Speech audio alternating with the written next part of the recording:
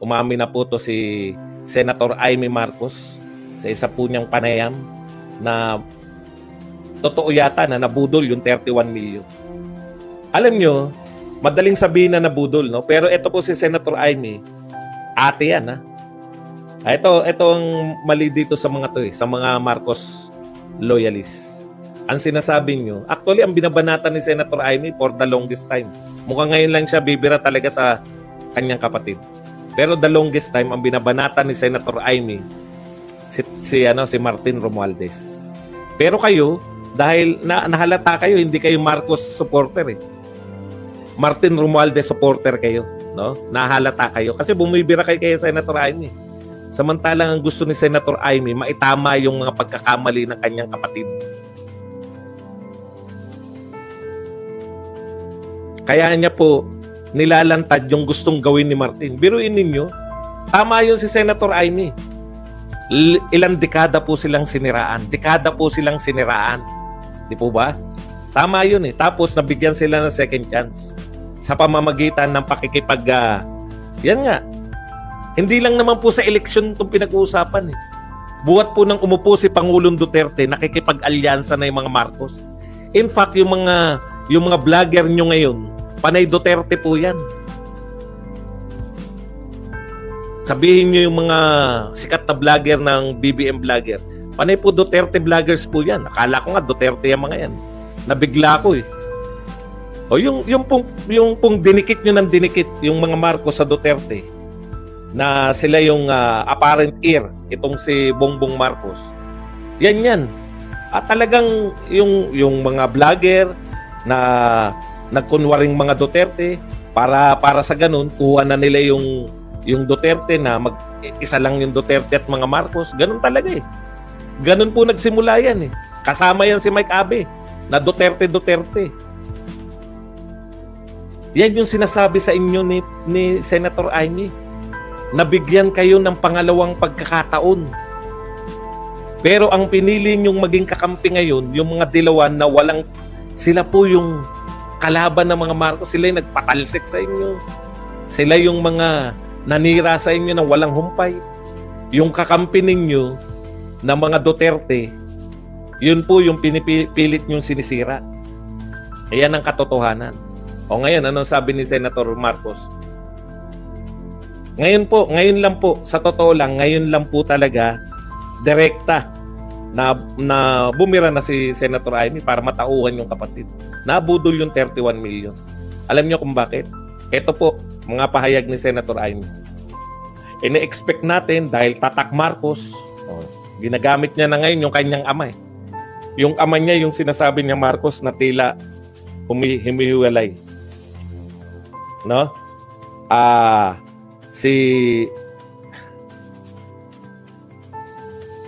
Yung akala ng 31 million magiging matatag, papunta tayo, kaya nga nag-Department of Agriculture. Ano ba purpose nung pagde-Department of Agriculture ni Pangulong Marcos? No?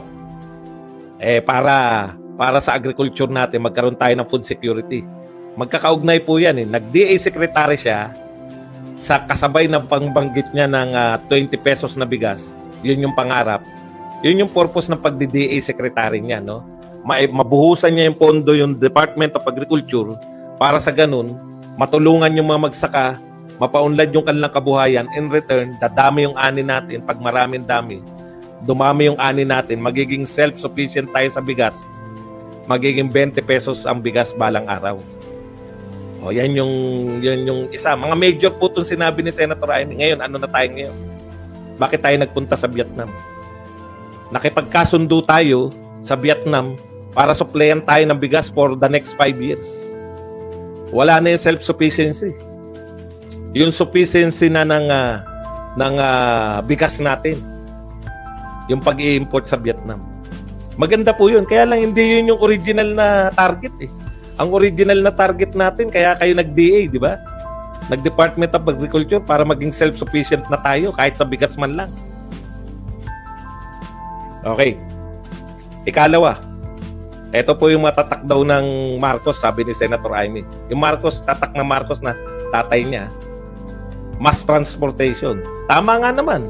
Dahil po si Si President Marcos, yung tatay, ang una nakaisip una nagpatupad ng mga mass transportation katulad ng LRT.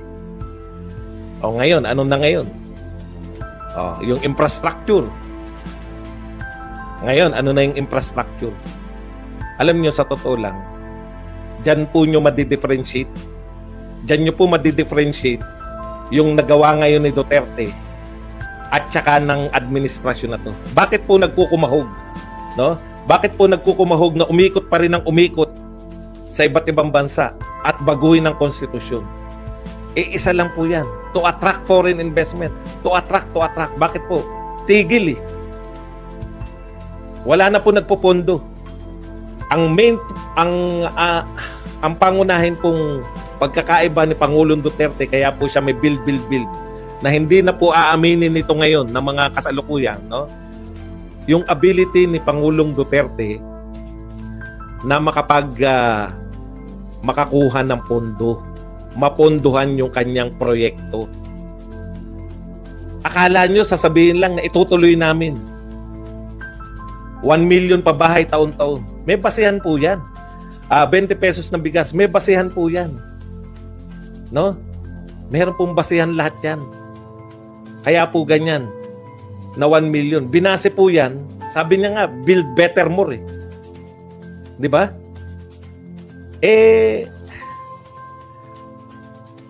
Mahirap pong hindi ko po maintindihan kung bakit po nanalo kayo, magkasama kayo ng mga Duterte, nanalo kayo, ang kinampanya nyo ay unity, nanalo kayo, ang kinampanya ninyo ay tutuloy ninyo yung magaganda, yung mga proyekto ni Pangulong Duterte. Nung nanalo na, bigla kayo nag-eksperimento. Alam po ninyo, magkakaugnay po yan. No, may ugnayan po si Duterte sa pag-unlad ng Pilipinas. Nagkataon lang na kaya po na antala. Kasi nga, nagkaroon lang ng pandemya, bagsak ang ekonomiya ng buong mundo. Alam niyo po ba kung anong pinakamataas na inabot ng ekonomiya natin? 2019, no? 2018. Kailan ba nagka-pandemya? Basta yung huling taon na walang pandemya.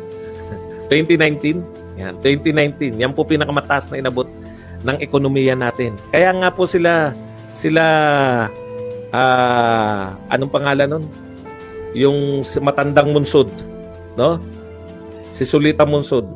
Kaya lang, medyo nag-ulyanin lang si Sulita Munsod. Hindi niya alam na ang presidente noong 2019 ay si Duterte din. Kinakantsawan niya si Duterte, no? Dahil bumaba daw po yung ekonomiya natin nung panahon ng pandemya.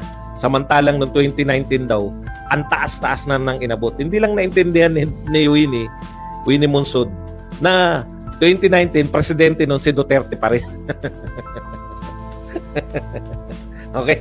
Sa madaling salita mga kapatid, kung tinuloy po sana. Pakinggan muna natin baka kasi may nakalimutan ako. Ito ang dahilan sinabi ni kung bakit po nabudol yung 31 million. Ano lang naman to, wala pa 1 minuto. Pakinggan na lang natin si Senator Amy. Ito po ang kanyang dahilan kung bakit nabudol ang 31 million. Laking bagay ng 31 million votes, di ba? Ang tao, parang nabudol eh. Bakit akala natin mapupunta tayo sa agrikultura, akala natin public transport, akala natin doon sa infrastructure, kasi yun ang may tatak Marcos eh, di ba? Ang mga tao hindi dito sa tsa-tsa. Kaya nahihilo yung tao at minsan tinatanong sa akin ma'am, iba yung binoto natin. Bakit tayo nabudol nito? Ayun po, no? Ayun yung tatak Marcos na ine-expect natin kasi meron na tayo eh. Di ba? Pero yun nga yung bago sa kanya dapat, yung agrikultura. Kasi susundan niya, kung ayaw niya sundan si Duterte, gusto niya yung tatak Marcos.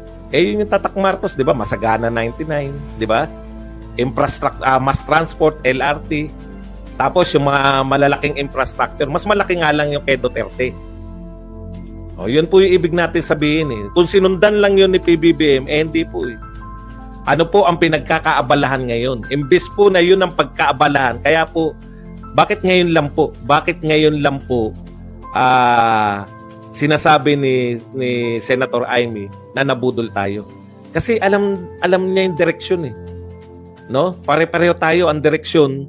Ang idadagdag ni Pangulong Marcos kay Duterte yung food security. Ako nung narayan pa ako, yung pinagtatanggol ko pa yan. Yan po yun sa akin eh. Kaya siya nag-DA dahil sa food security. Titiyakin niya na hindi na tayo mag-i-import. Yun po yung target eh. Eh po siya, ngayon pa lang, limang taon mag-i-import tayo sa Vietnam. O di wala na kagad. Tapos na termino niya, nag-i-import pa tayo. Sinuko niya na kagad yung sa food security.